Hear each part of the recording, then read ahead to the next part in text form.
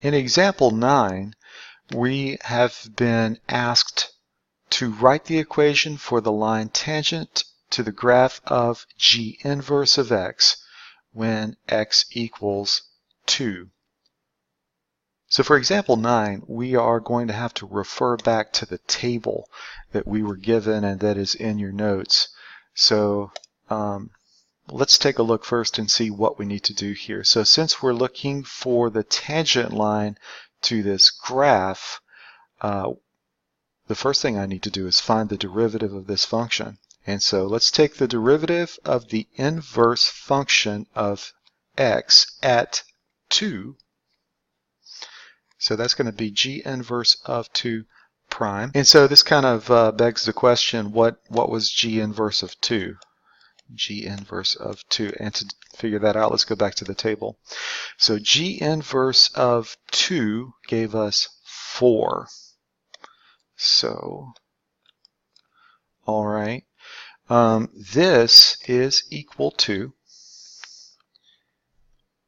1 over g prime of g inverse of 2, which is 1 over g prime of, and since g inverse of 2 is equal to 4, g prime of 4. Now that's going to be 1 over, and let's see what g prime of 4 is. So when x is 4, g prime of 4 is negative 3. So 1 over negative 3, and that's going to be equal to negative 1/3.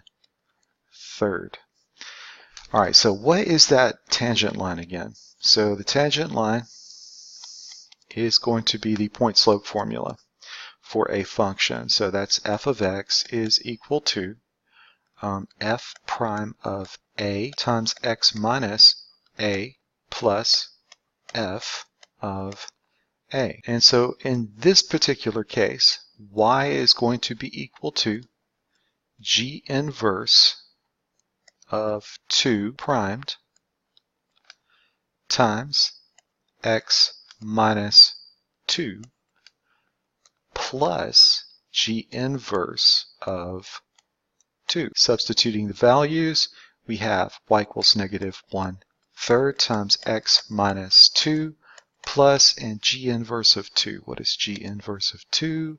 G inverse of 2 is 4 plus 4. Okay, so listen, when you're doing problems that involve inverses, don't forget that your function is an inverse function. And so when you go to plug in here, a common mistake that I see students make is to nail the derivative, plug into the formula, and then we get to this very last part, and this instead of g inverse of 2, they find g of 2.